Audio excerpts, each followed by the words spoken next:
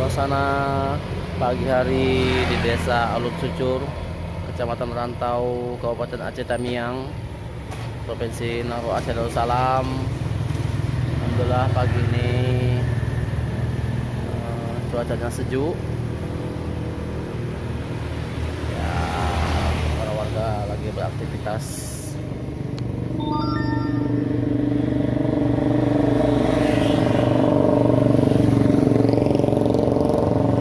Dan kita lihat hasil kerja kita.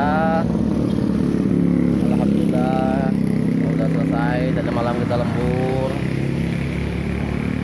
Ini dia tampilannya,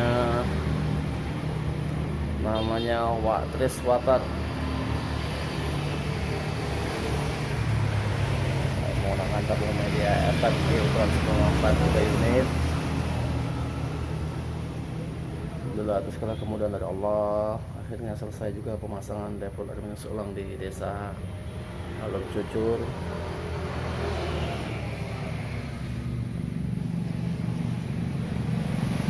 Oke, kita lagi beres-beres dan pulang ke Medan.